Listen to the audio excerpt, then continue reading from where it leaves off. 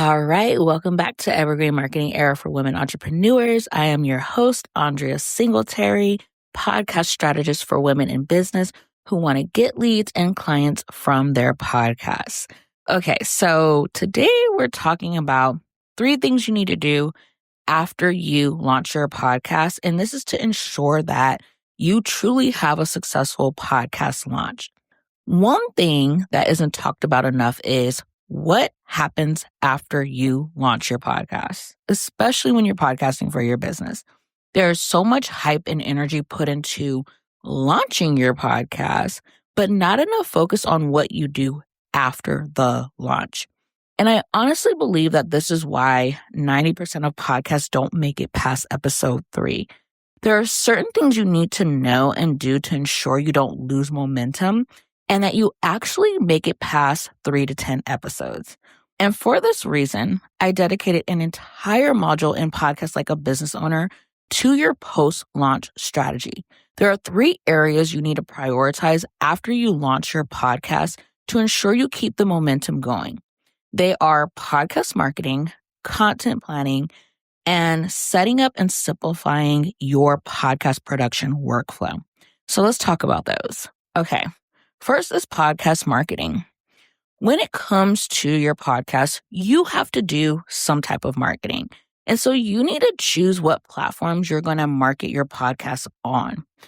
The first thing I want to say is that you need to make it simple, low lift, crazy easy, because you already have to market your business, and your podcast marketing shouldn't be competing with your business marketing, especially when you're leveraging your podcast to market your business. Remember, we're viewing this platform as another marketing and sales channel, so we need to keep it simple. Now, inside of Podcasts Like a Business Owner, I teach you 5 ways to market your podcast, but it's very simple. First is optimizing for search. So essentially just using the words, using the language that your ideal clients are using. So everything from how you name your podcast to how you title your episodes, write your episode descriptions, all of that. We're using the language that our ideal clients are using. Another marketing avenue I teach is Pinterest, which is just another way of using SEO. Then email marketing, threads, and podcast guesting. And how I teach all of these, I keep them super simple, super low lift.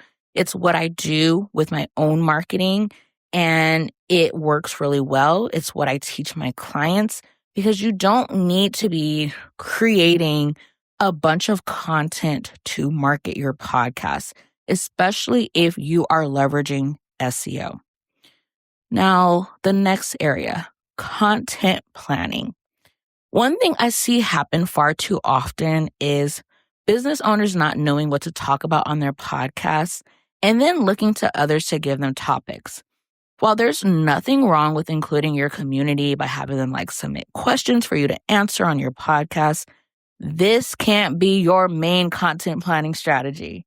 Your podcast content needs to be planned based on your business goals. Only you know what those goals are. You know what you're selling or launching each month.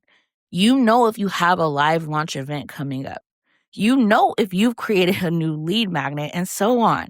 Only you know those things. And if you're leveraging your podcast to support your goals, then you need to plan your topics around those goals.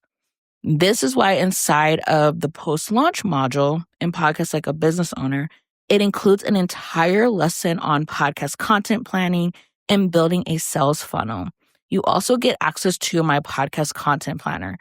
This lesson and resource helps you plan strategic content based on your free and paid offers and content for each stage of the customer journey, so you are attracting aligned listeners, building trust, and converting them into your offers.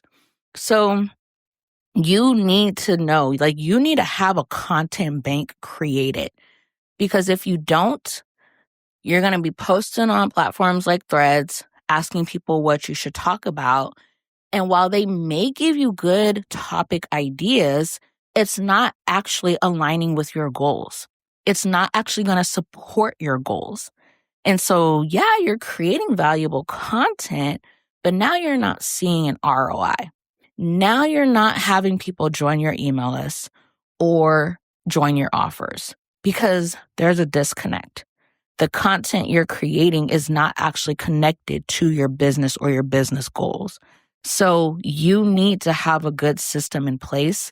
And I give you that inside of Podcast Like a Business Owner. Okay, the last piece is your podcast production workflow. This part is so important. Launching your podcast gives you a taste of what it's like to go through the whole production process from start to finish, but you need to reassess and look at what you can simplify. If your production from start to finish is taking you 2+ hours each time, you're going to get burned out easily. And so there are things you can do to simplify it. And so inside Podcasts Like a Business Owner, I provide a workbook that helps you audit your podcast production workflow so you can see what's working and what's not working. And then you also get access to my podcast production template that helps you stay organized and outlines the main production tasks that you should be doing. The goal is to simplify the process so you don't quit or lose momentum. I also show you different things that I do to simplify my podcast production workflow. You actually get like a whole behind the scenes of what I do from start to finish with producing my episodes. And this is coming from someone who generally does like weekly episodes and everything. And so it just gives you an idea of like what to focus on, how you can simplify things and whatnot. And so you need that because if not, you're not going to want to stick with the podcast. It's going to feel like a time suck. And so there are certain things that you can do to cut down your production time. Prioritizing each of these areas after you launch your podcast will truly make your podcast launch successful. You won't be quick to quit, and you'll confidently move forward with your podcast. And this is exactly what I teach you to do inside Podcast Like a Business Owner. You get both a launch plan and a post-launch strategy so you can keep the momentum going with your podcast and truly leverage the platform like a marketing and sales asset.